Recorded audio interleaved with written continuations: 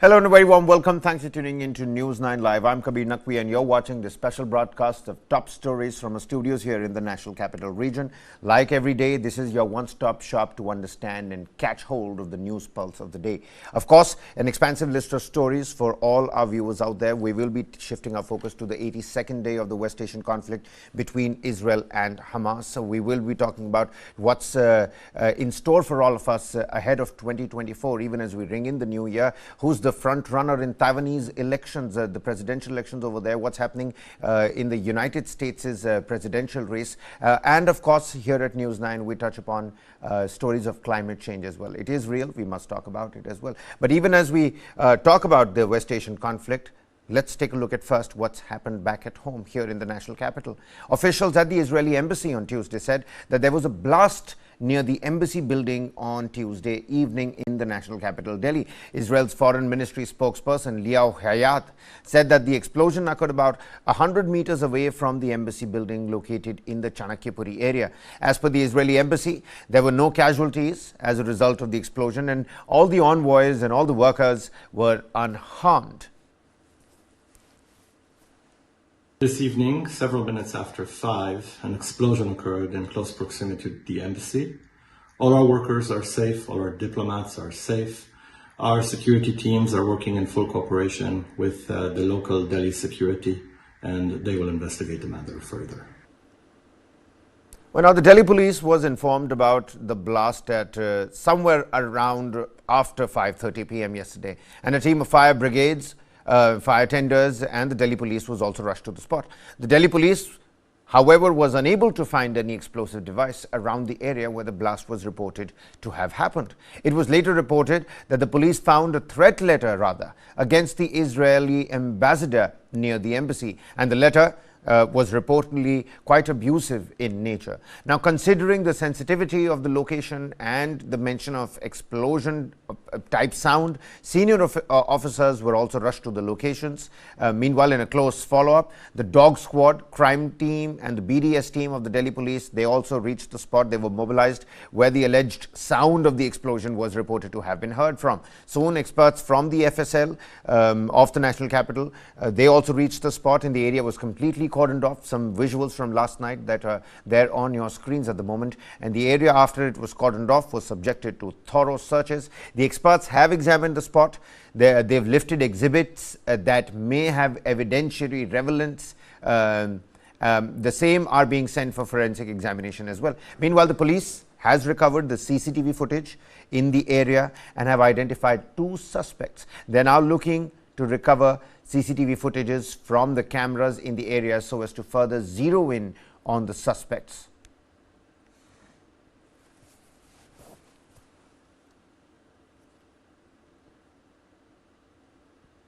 Meanwhile, it seems like this is the right time to be talking about the 82nd day of the West Asian conflict between Israel and Hamas. Latest from the war front next.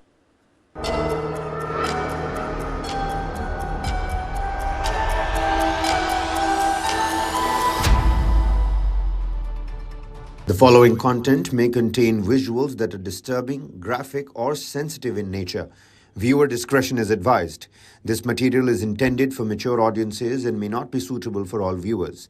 Please exercise caution while watching, and if you find such content distressing, we recommend discontinuing viewing.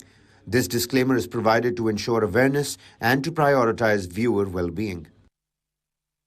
Well, it's been 82 days, like I mentioned before, and since then, nearly 21,000 Gazans have lost their lives in the conflict between Israel and Hamas. Let's get you the latest update from the war zones on your screens.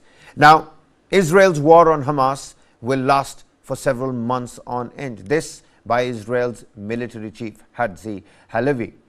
Meanwhile, Israel is in a multi-arena war, is what Israel's defense minister, Yoav Gallant, has come out and said. On the other hand, differences persist, but the United States and Israel are on the same side in the war. This coming across from a top Israeli official. Meanwhile, Qatar's Emir and United States President Joe Biden are discussing a joint mediation for a possible ceasefire to the atrocities that are being carried out across the Gaza Strip. Hamas and Palestinian Islamic Jihad has rejected Egypt's plans to end the war. This as a report by Reuters that has now come out. Israeli Defense Forces, meanwhile, continue to intensify their fighting inside the Gaza Strip. Hamas-controlled Health Ministry also has confirmed the same, that the onslaught has not gone down even a single bit. 241 people were killed in the last 24 hours as Israeli strikes continued across the Palestinian enclave. Now, Palestinians are struggling to find clean water amid a tight blockade of essential supplies. Abid Sabah, a Gazan living in the largest refugee camp in Gaza, says that some people add chlorine to the water before they drink it. He mentions that refugees use the same water for drinking, cooking or laundry despite the risk of waterborne diseases.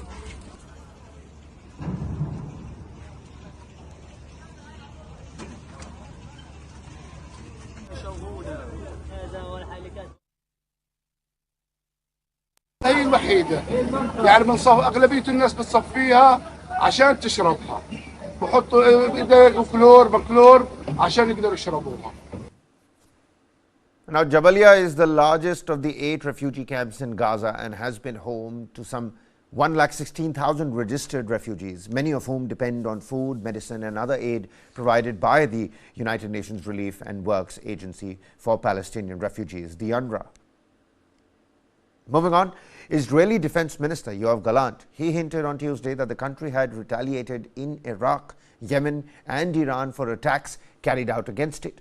Yoav Gallant told lawmakers that Israel is in a multifaceted war and is coming under attack from 7 theaters: Gaza, Lebanon, Syria, Judea and Samaria, the West Bank, Iraq, Yemen and Iran, namely. אנחנו נמצאים במלחמה רב-זירתית. אנחנו מותקפים מ7 גזרות שונות. עזה, לבנון, סוריה, יהודה ושומרון, עיראק, תימן ואיראן. אנחנו הגבנו ופעלנו כבר ב6 מתוך הגזרות האלה, ואני אומר כאן בצורה המפורשת ביותר, כל מי שפועל נגדנו הוא מטרה פוטנציאלית, אין חסינות לאף אחד. Well, now, since the Hamas attack on southern Israel on the 7th of October, the Israeli Defense Forces has said it also retaliated for knocks-on attacks from Lebanon and Syria and carried out raids on the Palestinian terrorists in the occupied West Bank.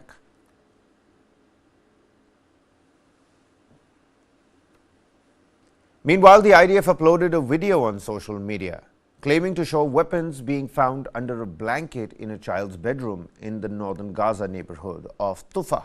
Take a look at this. Israel has vowed to destroy Hamas despite global calls for a ceasefire.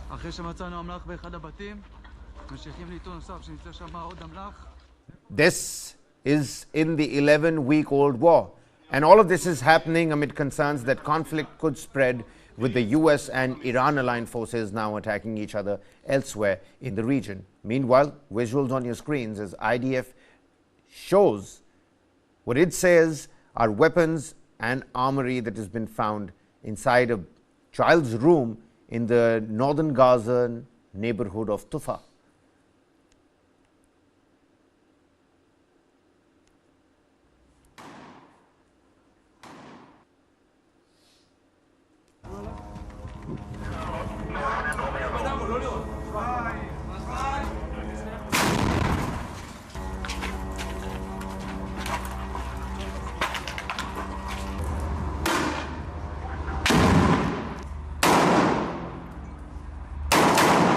כוח 931 של הנחל, אחרי שמצאנו אמל"ח באחד הבתים, ממשיכים לעיתון נוסף שנמצא שם עוד אמל"ח. איפה מצאתם אותם? תראה לי. אוקיי, קלאצ'ים מוכבים יחד עם המחסניות, יחד עם הרימונים, מתחת לשמיכה. טיל בתוך המכסה שלו.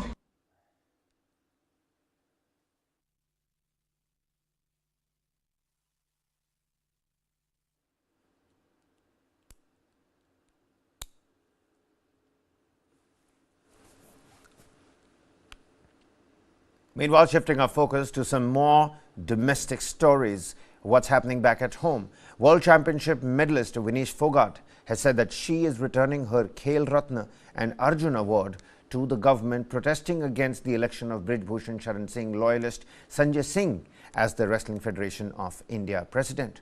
The wrestler wrote to the Prime Minister suggesting that Vinicius' decision comes days after Olympic medalist Bajrang Punia and the Olympics champion Vijendra Singh Yadav returned their Padma Shri awards respectively.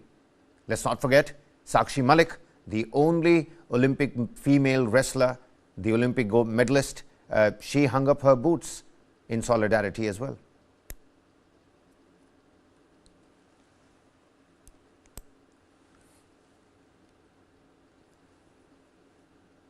Moving on, in a development linked to the Gandhi family, the Enforcement Directorate has named Sonia Gandhi's son-in-law Robert Vadra in a supplementary prosecution complaint in a money laundering case. Vadra has been named in a case against UAE-based NRI CC Thampi and UK citizen businessman Sanjay Bhandari under the Prevention of Money Laundering Act.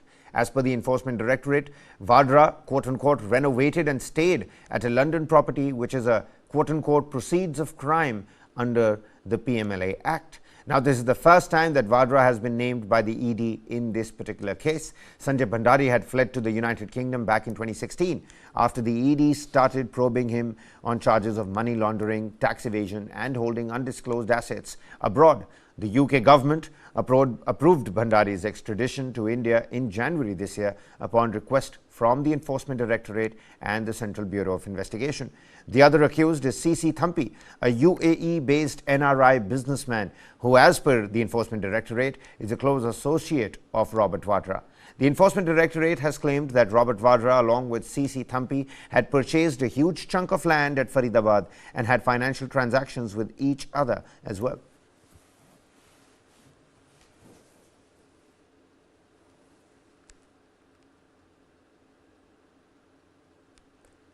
So, Robert Vadra named in the Enforcement Directorate statement.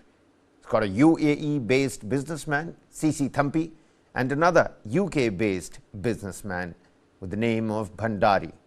Stayed in a London apartment, got it renovated, quote-unquote, proceeds of crime as being alleged by the Enforcement Directorate. The first time Robert Vadra was named in this particular case.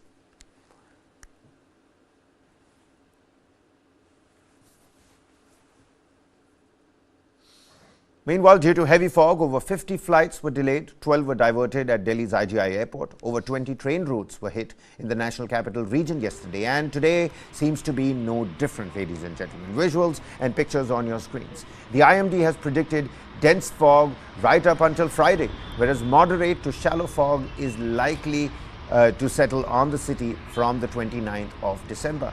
Weather authorities had issued an orange alert predicting another spell of dense to very dense fog for today and will likely continue over northwestern parts of adjoining central India during the next 2 to 3 days. And it's not just that the national capital region will be affected. As per the IMD, dense to very dense fog conditions are likely to persist in many parts of Punjab, Haryana, Chandigarh, Uttar Pradesh and over isolated pockets of North Rajasthan and Madhya Pradesh.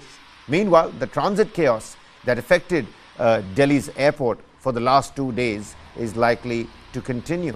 The fog has already prevented 50 flights from timely takeoff and compelled 12 Delhi-bound planes to reroute to Ahmedabad and Jaipur on Tuesday morning.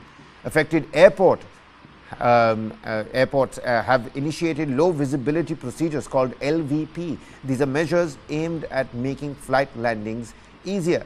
Now, what's more is that local pollutants mingling with the thick fog that drape the city in a layer of toxic smog. The AQI at the moment is on the upper end of the very poor zones. Meanwhile, my colleagues have filed in ground reports from their respective places this very morning. Take a look at what the situation looks like.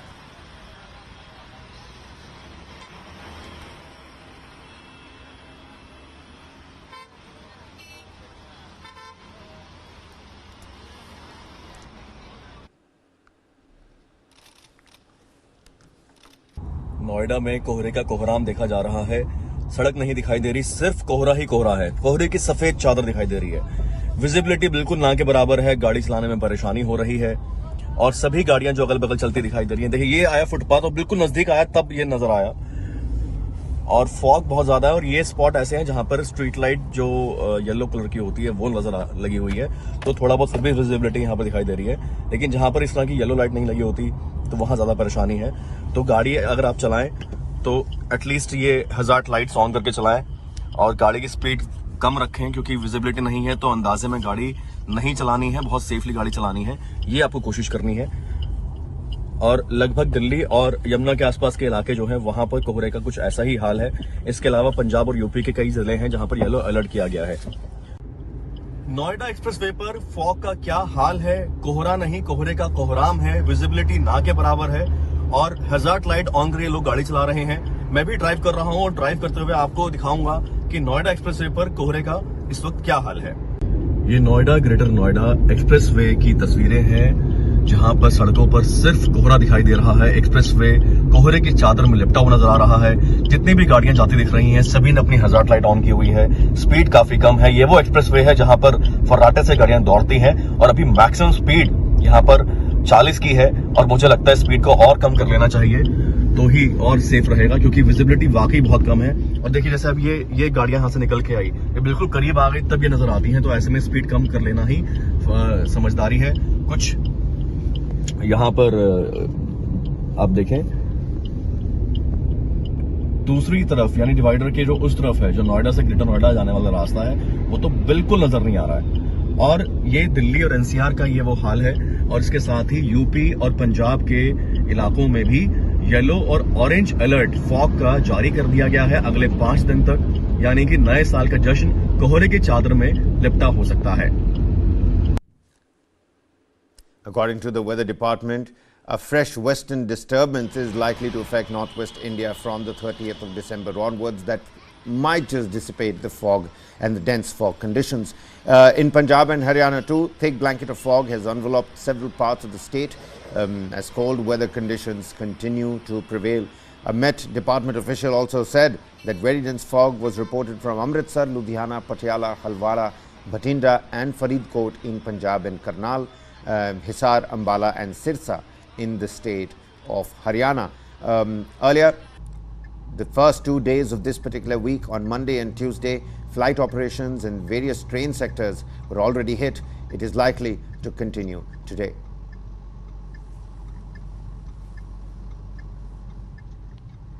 Well, shifting into a quick commercial break here. Lots more continues right on the other side. Don't go anywhere. तो जब हम करेंगे तो पता लग ही जाएगा। सलमान खान का करेंगे, मारेंगे ही जाएंगे, जोधपुर में मारेंगे तो पता लग जाएगा। This is someone who is sitting inside our jails and is still very obviously and openly running and possibly the largest organized criminal operation in the country. Student organization of Punjab University में सोपूगा acting president type भी रहा है. He was a troublemaker, getting into fights with people, not coming to the class. As on date, it appears that Lawrence gang is the most important, the prominent gang. Gangs here in Punjab, they are intimidated.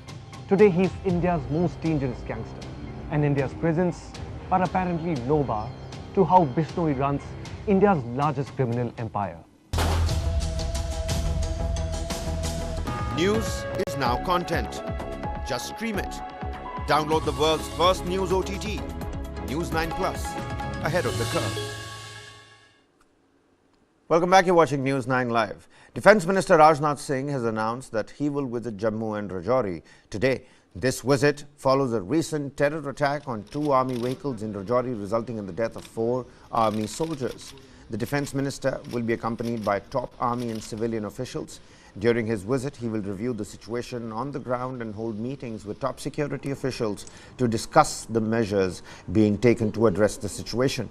This visit comes in the wake of the Chief of Army Staff, COAS General Manoj Pandey's inspection of the site on Monday, during which he assessed the anti-terror operation that is underway in Surankot and Rajouri districts' Thana Mandi forest belt. According to reports quoting the defence sources, additional troops are being deployed to the sector to strengthen the counter-terror grid.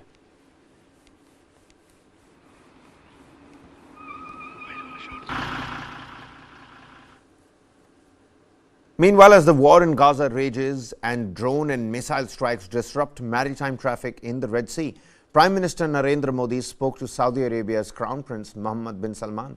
The two leaders, quote-unquote, agreed to work together for peace, security and stability in the West Asian region. Following their phone conversation, the Prime Minister said that he had a good conversation with His Royal Highness Prince Mohammed bin Salman bin Abdulaziz Al Saud on the future of strategic partnership between India and Saudi Arabia.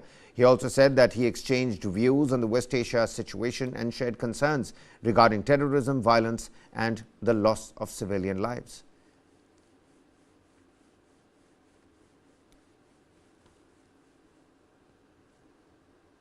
The Reserve Bank of India received a threatening email claiming that bombs would be planted in RBI office, the HDFC Bank and the ICI Bank, and demanded the resignation of RB Governor Shaktikant Das and Union Finance Minister Nirmala Sitharaman.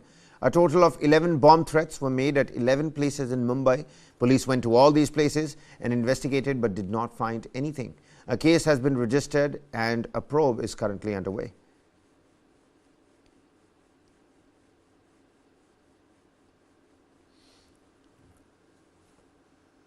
Now, the Patiala House Court on Tuesday extended the Enforcement Directorate custody of 3 Vivo India executives by another 2 days. The executives are being investigated for potential money laundering linked to the Chinese smartphone manufacturer Vivo. The Enforcement Directorate had previously arrested the accused on the 22nd of December under the provisions of the PMLA Act. The individuals in custody are Hemant Munjal, a consultant for Vivo, Hong Shukian, aka Terry, the interim CEO of Vivo India, and Harinder Dhaya, the company's chief financial officer. The federal agency had earlier arrested 4 in the case, including mobile company Lava International's MD Hariom Rai, Chinese national Guangwen alias Andrew Kwang, and chartered accountants Nitin Garg and Rajan Malik. They are in judicial custody as we speak. The charges relate to various sections of the Money Laundering Act. The sources indicate that the Enforcement Directorate has implicated Vivo company in allegedly deceiving the government of India, asserting that the company has established a complex network in the country.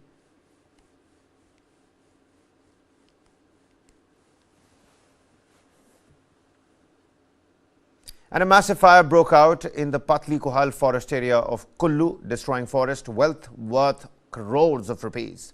The fire has been raging on for the 3rd day in a row now. The authorities are yet to bring it under control. The local authorities are monitoring the fire and have asked for assistance from state and central agencies to contain it. This is the 3rd day of the forest fires in Kulu. This is Patli Kuhal forest area of the Kulu district. It has destroyed crores of rupees of forest wealth. The fire has been raging on for the 3rd day in a row now. State and central agencies have been deployed, unable to douse or control or contain the fire so far.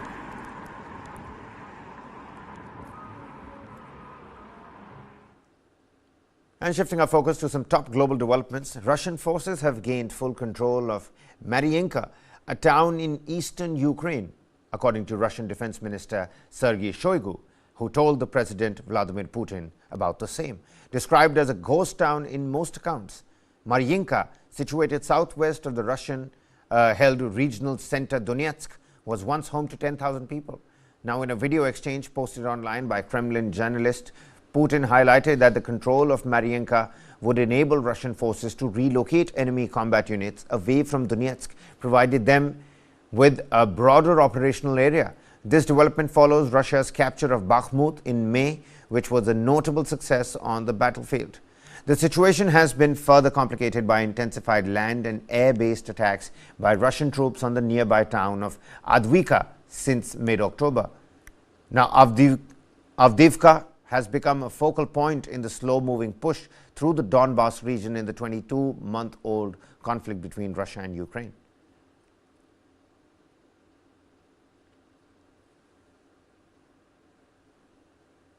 Meanwhile, Ukraine and Russia both acknowledged a military incident in the Crimean port of Feodosia, where a Russian landing ship was reportedly struck However, there are conflicting reports regarding the extent of the damage. Ukraine claims to have destroyed a significant vessel, while Moscow contends that the ship was merely damaged, resulting in at least one fatality.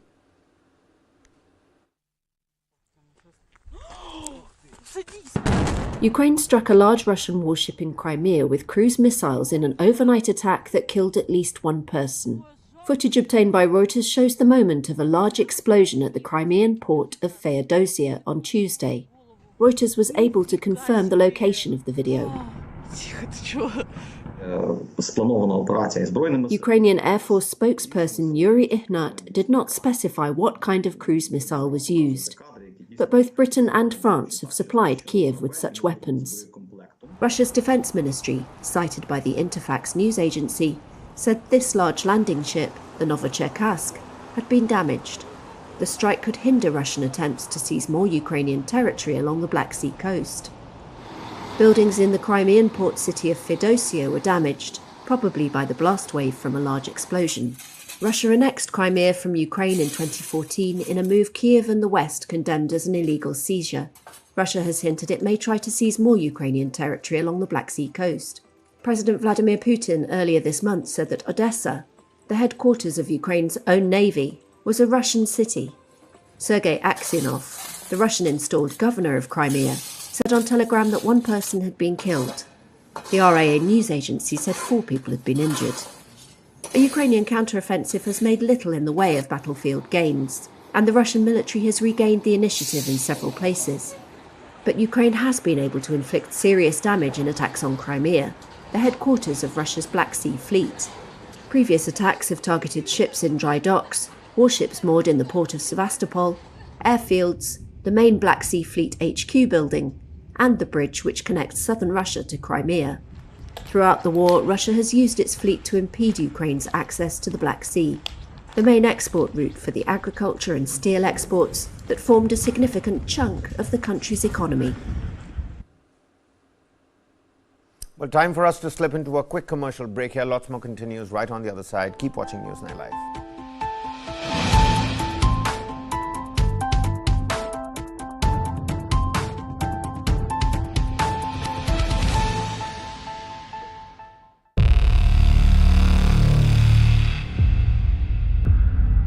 वर्ष 2070 तक Bharat net zero का लक्ष्य हासिल करेगा. There's certainly a wall of capital coming into the clean tech, climate tech space, not just in India but across the world.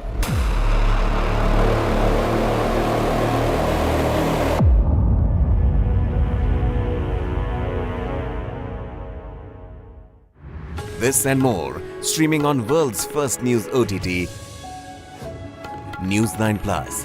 Download now. Pakistani spy agency ISI's sinister plan to target India. Training women to honey trap top civil and military officials. Counter honey trapping ops initiated by India. But gullible victims still caught in the web. Top military intelligence experts break down the web of deception. Colonel Hani Bakshi explains the phenomena of honey trap. जहाँ पे भी आपको लगेगा, उनको लगेगा कि there is a person who is susceptible to women, who's making a lot of women friends on the social media. That is where they will make a spoof account and then start luring the person. Colonel Pavitran Rajan decodes the psyche of the victim and the predator. But when you go up the chain, no one enforces it to people at the top. That disciplinary regime and the security regime is not enforced at the top. And they usually have a public profile where it is much more easier to approach that person. A News 9 special on how modern technology has added teeth to the ancient spying tactic.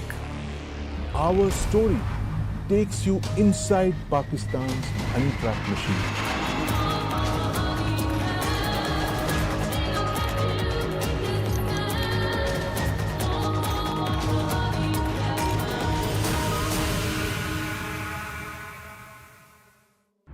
This and more, streaming on world's first news OTT, News 9 Plus. Download now.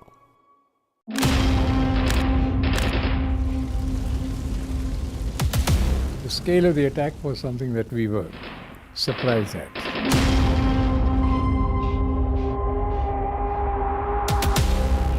David Hadley was a double agent. The Americans did not want him to be fully exposed, so all that he probably shared with the Americans was not shared with us in terms of intelligence. If we had that, I'm sure that we would have been able to deal with the situation far better.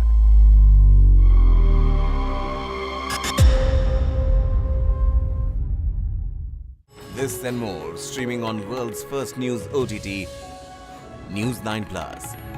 Download now.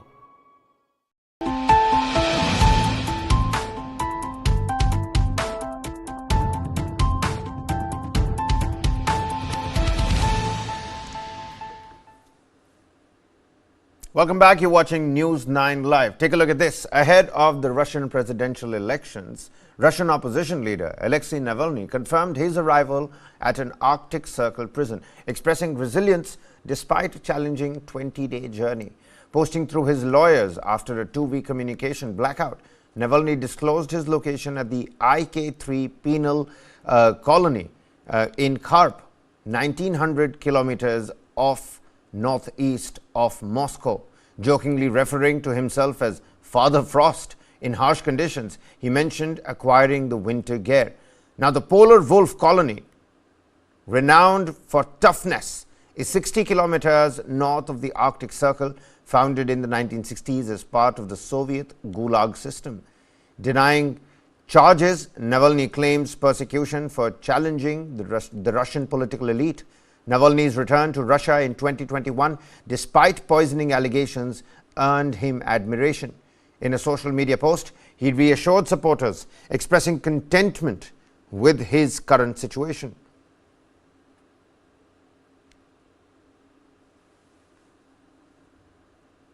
Moving on, Pakistan's extensive deportation campaign forcibly sends back Afghan individuals awaiting U.S. resettlement.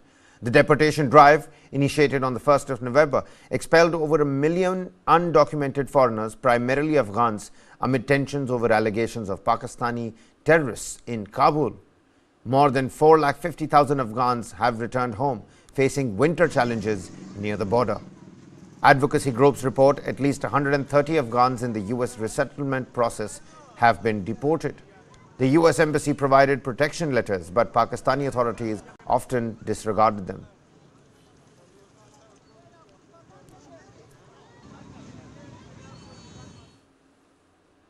Moving on, the leading candidate for Taiwan's upcoming presidential election, Vice President Lai Ching-te, accused the main opposition party of abandoning anti-communist principles and aligning too closely with China. In a televised address, Lai criticized the Kuomintang, the KMT, asserting that its current leaders, instead of opposing communism as their forefathers did, are now pro-communist. The elections on the 13th of January occur amid escalating pressure from China to assert control over Taiwan, with Beijing labeling Lai Ching-te as a dangerous separatist. Lai highlighted China's interference in Taiwanese elections, framing the choices between pro-China and pro-Taiwan administrations. Lai questioned the KMT's alignment with China and its departure from the stance of historical figures like former President Chiang Ching-kuo. China dismissed accusations of interference, considering the election an internal matter rather.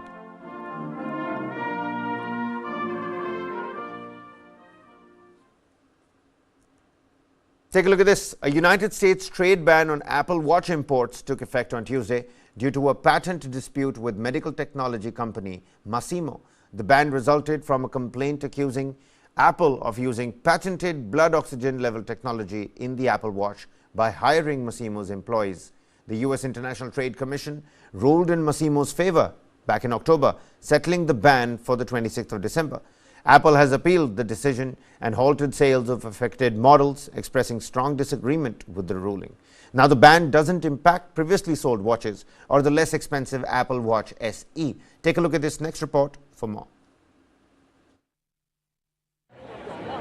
A U.S. trade ban on imports of Apple Watches went into effect Tuesday. and Apple said it had filed an appeal. It's the result of a patent dispute between Apple and a medical technology company. A firm called Massimo filed a complaint accusing Apple of hiring away its employees, using its patented technology for reading blood oxygen levels, and incorporating that tech into the Apple Watch. The U.S. International Trade Commission ruled in Massimo's favor in October, and a ban on Apple Watch imports was set to go into effect on December 26th. U.S. Trade Representative Catherine Tai, a member of President Joe Biden's cabinet, declined to overrule that ban. Apple has included the pulse oximeter feature in its smartwatches starting with its Series 6 model in 2020. In a statement released Tuesday, Apple said, quote, "We strongly disagree with the U.S. ITC decision and resulting exclusion order, and are taking all measures to return Apple Watch Series 9 and Apple Watch Ultra 2 to customers in the U.S. as soon as possible." An Apple spokesperson confirmed the company has appealed the ban to the U.S. Court of Appeals for the Federal Circuit in Washington. Apple had already paused its sales of its Series 9 and Ultra 2 smartwatches in the United States last week, though the watches remain available from other retailers including Amazon, Best Buy, and Walmart as of Tuesday. The ban does not affect Apple Watch SE, a less expensive model, which will continue to be sold. Previously sold watches will not be affected by the ban.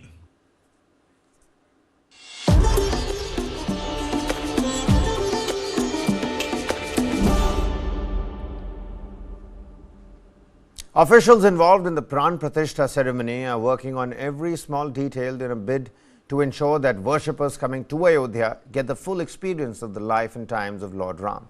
Lord Ram belonged to the Ikshvaku clan, the clan of the sun, and that's why sun is one of the most prominent symbols being visible in Ayodhya. A big gate with the sun symbol is being constructed at the entrance of the Dharm Path in Ayodhya. The sun god is being placed on top of 7 horses, which will be 8 meters in height and 9 meters wide. Our reporter Kumar Kundan tells you more. भगवान राम सूर्यवंशी थे और अयोध्या नगर के मुहाने पर सूर्यवंश का प्रतीक सूरज के 7 घोड़ों को लगाया जा रहा है। इसके लिए बहुत जोर शोर से काम चल रहा है। कहां लगेगा मैं एक तस्वीर दिखाना चाहूँगा। हमारे ठीक पीछे जब आप अयोध्या में बाईपास से आते हैं तो आपको नज़र आएगा ये जो पूरा आप देख रहे हैं बहुत बड़ा एक लोहे का जो स्ट्रक्चर बनाया गया है, इसी स्ट्रक्चर में इस सूरज के घोड़े को लगाया जाएगा और ये जो सामने में आप देख रहे हैं बनता हुआ ये सूरज का घोड़ा बनके तैयार हो रहा है करीब करीब। हमारे साथ हेमंत जी हैं जो हेमंत जी बताएंगे कि किस तरीके से ये घोड़ा बन रहा है। क्या हेमंत सर एक बात बताएं कि ये क्या खासियत है? सूर्य रथ है जिसपे ऊपर सूर्य भगवान बने हुए हैं और ये सूर्य भगवान ये लोहे के स्ट्रक्चर पे बनाया जा रहा है जो FRP का बन रहा है। अच्छा, FRP क्या होता है? ये फाइबर रिइंफोर्स्ड पॉलीमर होता है। ये काफ़ी इसकी लंबी लाइफ है, ये चलेगा काफ़ी दिनों तक ये बनाया जा रहा है। और इसका ये दायरा वगैरह कितना है, हाइट वाइट? ये 7 मीटर ऊंचा है और करीब 9 मीटर चौड़ा है। अच्छा, 7 मीटर ऊंचा 9 मीटर चौड़ा है और 7 मीटर ऊंचे पिलर पे ये रखा जाएगा। अच्छा, इससे पहले भी आप लोगों ने कहीं इस तरह का बनाया है? हाँ, पुल वगैरह का काम किया था, इस तरह का काम नहीं किया था पुल वगैरह का। तो ये अयोध्या में एक तरह से कह सकते हैं सिग्नेचर होगा। हाँ, जैसे प्रवेश द्वार पर एक भव्य प्रवेश द्वार बनेगा, इस पर ये बनाया जा रहा है। और ये 22 तारीख से पहले बनके तैयार हो बन गया। 15 इस पे कोई रंग वंग भी होगा? सभी रंग है जो प्राकृतिक रंग है वो सब लगाए जाएंगे इस पे। हाँ, अभी ये सूखने का काम किया जा रहा है? अभी तैयारी चल रही है, 15 तक ये तैयार हो जाएगा। एक बार चल के देखते हैं जरा सा कि कैसे इसको बनाया जाता है, क्योंकि इसके बनाने की प्रक्रिया भी बहुत सरल नहीं है और इसी प्रक्रिया के तहत जो है इसको बनाया जाता है इस पूरे जो द्वार है। तो अमूमन कितने दिनों में ये बन जाता है? ये 2 महीने में। 2 महीने का वक्त लगता है जी। और आपको ऐसा लगता है कि ये जो है अगर हम इसके हिसाब से देखें, ड्यूरेबिलिटी के हिसाब से देखें तो कितना ड्यूरेबल होता है? और इसमें काफ़ी समय चलेगा। ये काफ़ी समय चलता है जी। और ये देखिए सामने में जो आपको दिख रहा होगा ये यहाँ पे जो है ये बनाने का काम चल रहा है, बनने का काम चल रहा है। तो आपने जो मटेरियल बताया उसको कैसे कैसे इसको करते हैं एक बार? ये सब केमिकल है और फाइबर रिइंफोर्स्ड है, फाइबर का बना होता है। अच्छा, ये प्लास्टिक का है। अच्छा, ये प्लास्टिक की शीट है। अच्छा, ये प्लास्टिक की शीट है। हाँ, और इस पे जो है फाइबर की शीट है, फाइबर की शीट है। और इस पे क्ले वगैरह भी यूज होता है कोई? पहले क्ले पे ही इसको आकृति बनाई जाती है, फिर उस पर डाई बनाया जाता है, फिर उस पर फाइबर। आइए देखते हैं कि ये कौन सा क्ले है, वो मैं आपको दिखाना चाहूँगा कि ये जो देखिए ये क्ले है, ये खास तरह की मिट्टी है। इस मिट्टी से पहले इसको बनाया जाता है ये कौन सी मिट्टी बोलते हैं इसको? ये क्ले ही है, फिनिशिंग पहले बनाने के लिए बनाया जाता है। अच्छा। और ये देखिए, एक बार जब क्ले बना दिया जाता है तो उसके बाद ये क्या से शीट पे बनाया जा रहा है इसको? ये फाइबर लगाया जा रहा है, पहले इसका बेस लगाया जाता है, फिर फाइबर लगाया जाता है, उसके बाद फाइबर लगाया जाता है, फिर ऊपर बेस लगा कर इसको सूखने दिया जाता है, फिर ये हार्ड हो जाता है। और उसके बाद 2 महीने बाद ये बनकर तैयार हो जाएगा और बनकर तैयार होने के बाद इसी स्ट्रक्चर पे इसको फिर माउंट किया जाएगा। निश्चित रूप से अयोध्या का एक तरीके से ये सिग्नेचर स्ट्रक्चर होगा। जैसे ही कोई हाईवे से अयोध्या में प्रवेश करेगा, सूरज के 7 घोड़े एक तरीके से उनका नमन करते हुए नजर आएंगे। भगवान राम, भगवान भी होंगे, सूर्य भगवान 7 घोड़ों पे सवार सूर्य भगवान रहेंगे। इसके पीछे का कॉन्सेप्ट क्या है? चूंकि राम सूर्यवंशी थे, सूर्यवंशी थे, इसलिए सूर्य का इसके प्रतीक के रूप में इसको दिखाया जा रहा है। तो निश्चित रूप से भगवान राम से जुड़ी हुई हर प्रतीकात्मक चीज को अयोध्या में अंतिम रूप दिया जा रहा है और ये एक ऐसा स्ट्रक्चर बनने जा रहा है जिसको देख के आप बोलेंगे जैसे अयोध्या में प्रवेश करेंगे कि अब मैं राममय हो गया हूँ, मैं राम की धरती पे आ गया हूँ।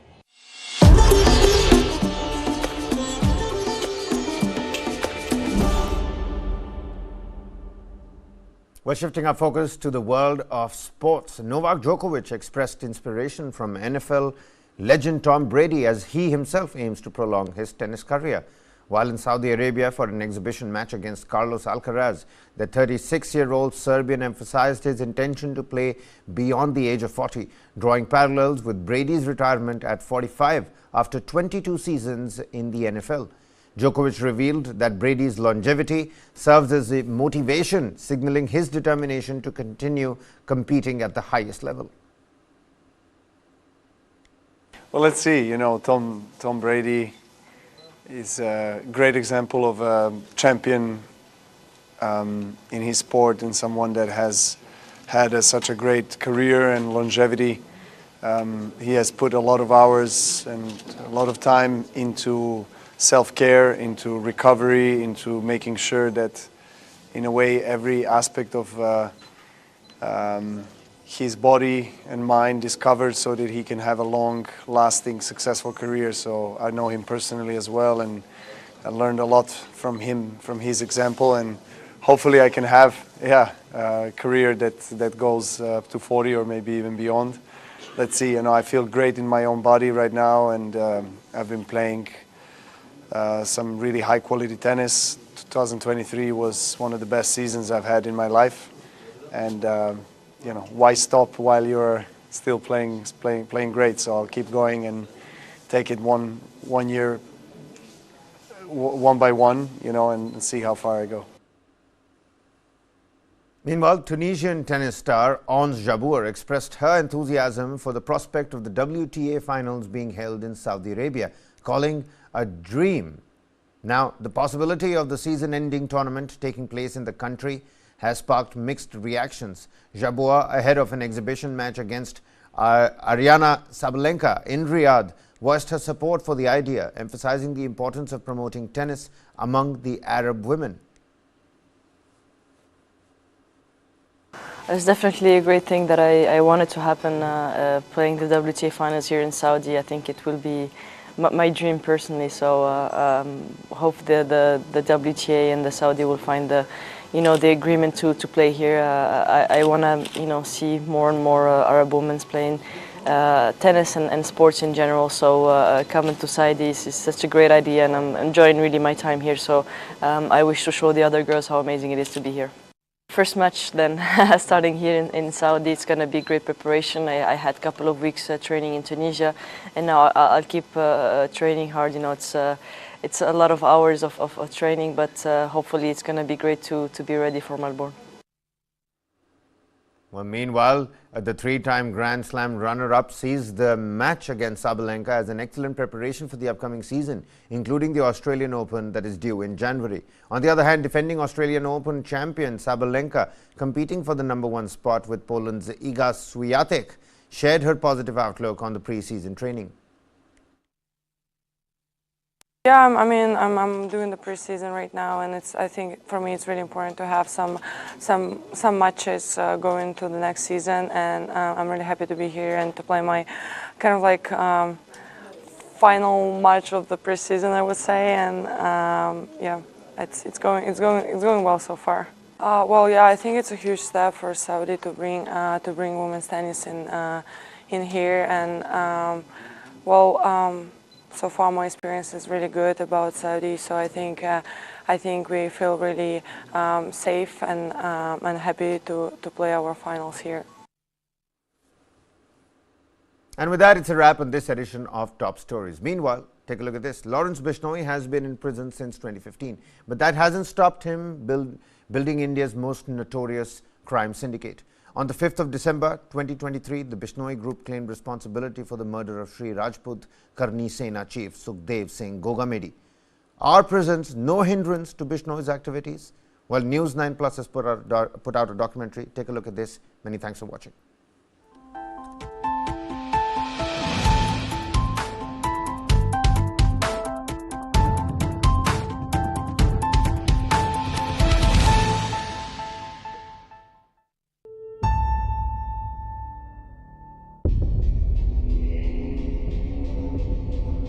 India's most high-profile prison, the Tihar jail, is now the headquarters of the country's most notorious crime syndicate.